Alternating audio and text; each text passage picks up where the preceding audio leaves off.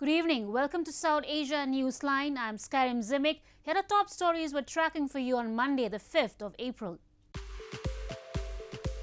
India's daily virus cases breached 100,000 mark for first time.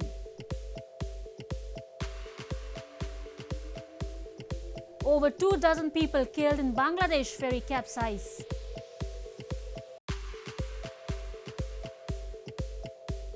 And Sri Lankan Catholics call for justice 2 years after Easter attacks.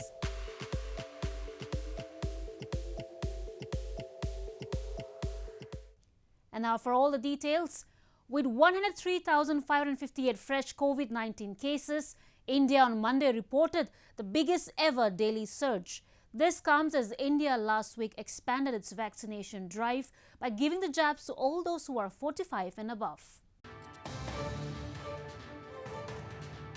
India on Monday reported a record rise in COVID-19 infections, becoming the second country after the United States to post more than 100,000 new cases in a day.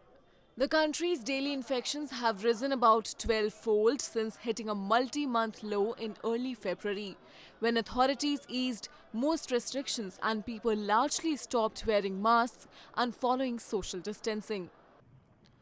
With 103,558 new infections, India has now reported 12.6 million cases and deaths jumped by 478, raising the total to 165,101.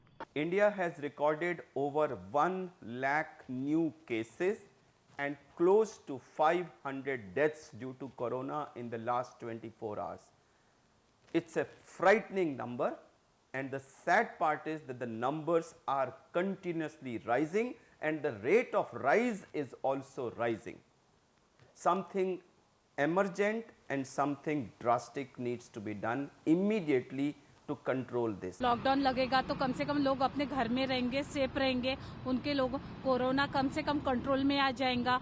कितने लोग आज corona positive हो रहे हैं, उसके डर से लोग यहाँ नहीं जा पा रहे हैं, वहाँ नहीं, कम से कम वो संख्या तो कम होंगी, लोगों के मन से एक भय तो कम होगा।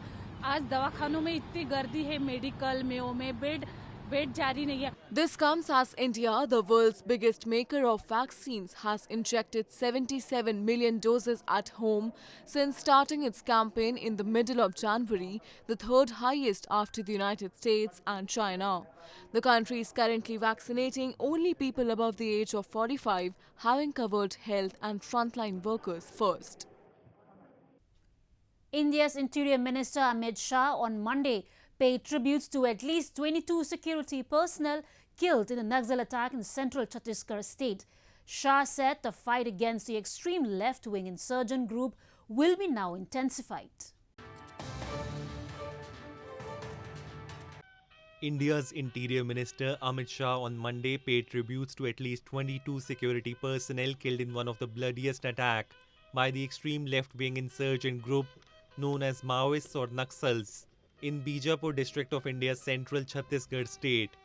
Security personnel belonging to the Central Reserve Police Force's Elite Cobra Unit, the District Reserve Guard and the Special Task Force were attacked and killed in firing on Saturday in the tribal-dominated region during an anti-insurgency operation. Shah said a befitting reply will be given at an appropriate time. उनका ये सर्वोच्च बलिदान व्यर्थ नहीं जाएगा। ये लड़ाई को निर्णायक मोड़ पर पहुंचाने के लिए उनका बलिदान देश हमेशा याद रखेगा।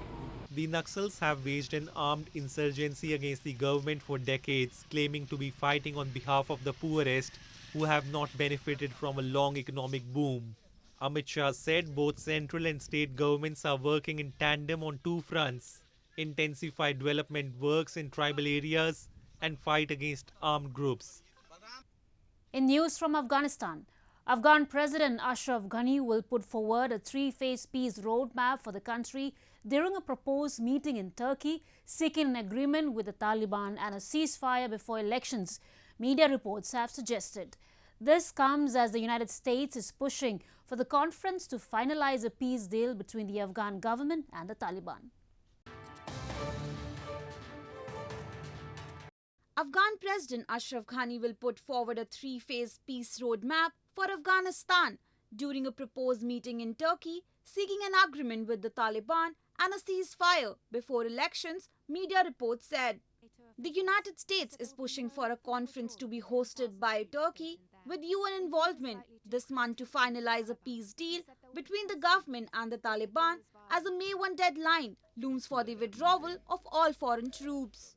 Ghani's plan will be presented as a counter to proposals put forward by Washington, rejected by the Afghan government, that envisage immediately drawing up a new legal system for an interim administration to include Taliban representatives.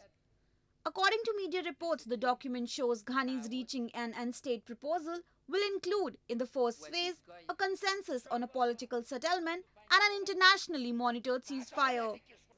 The second phase will be holding a presidential election and the establishment of a government of peace and implementation arrangements for moving towards the new political system. The third phase will involve building a constitutional framework, reintegration of refugees and development for Afghanistan moving forward. This comes as the date for the Turkey meeting is yet to be decided. Moving on, scores of members of Uyghur Muslim community held a massive car rally in Canada on Sunday to highlight the ongoing Chinese atrocities against the community. They urged the international community to intervene and hold China accountable. Scores of members of Uyghur Muslim community held a massive car rally in Canada's Toronto to commemorate the 31st Bahrain massacre in Chinese-occupied East Turkestan and highlighted ongoing gruesome human rights violations against the community by China. The protesters blamed for the past several years millions of East Turkestan people, mostly of Muslim faith, have been held in concentration camps, prisons and slave labor camps. Mahira Gopur, Vice President of East Turkestan Government in Exile, urged the Indian government to intervene and support the Uyghur nation. I request the Indian government support Uyghur nation. We respect Indian government and we respect their dignity. They never return Uyghur people until today. We didn't hear one even. But some Muslim country keep returning Uyghur people to China and supporting China to genocide in 21st century.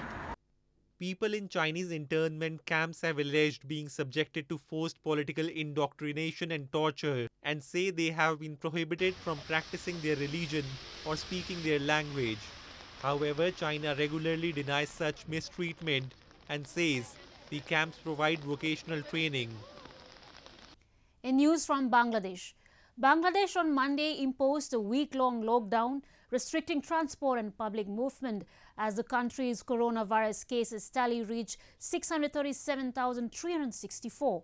The prospect of the lockdown resulted in many rushing to leave capital Dhaka over the past weekend in the hope of getting to their hometowns. Bangladeshi government on Monday imposed week-long restrictions on transport and public movement as the country's coronavirus cases tally reached 637,364 with 7,087 new cases and its death toll reached 9,266 with 53 deaths in the last 24 hours. The prospect of the lockdown resulted in many rushing to leave the capital Dhaka on Sunday in the hope of getting to their hometowns as the shutdown of businesses leaves them with little to do in the city. A group of shop owners and workers protested the lockdown on the streets of the capital, demanding the government allow them to remain open during the business hours if they maintain social distancing and mask guidelines.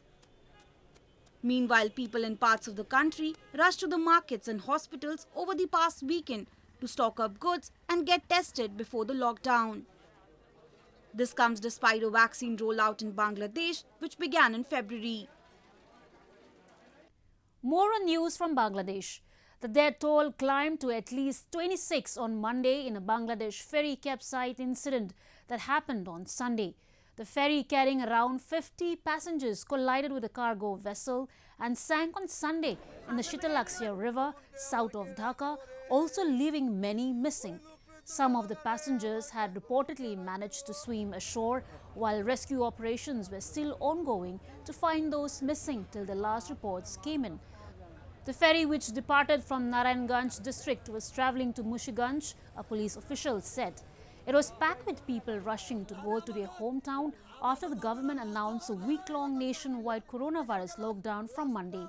Experts blame lax safety standards and overcrowding for scores of ferry accidents every year in Bangladesh that has extensive inland waterways. In news from Sri Lanka, Sri Lanka's Catholics attended church services to observe Easter Sunday, with church leaders demanding justice for victims of 2019 Easter Sunday attacks that killed more than 290 people.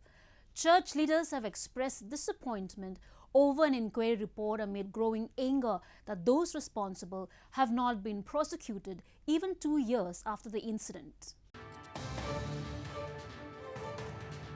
Sri Lanka's Catholics attended church services to observe Easter Sunday with church leaders demanding justice for victims of the suicide bomb attacks which killed more than 290 people and injured nearly 500 in 2019 on Easter Sunday.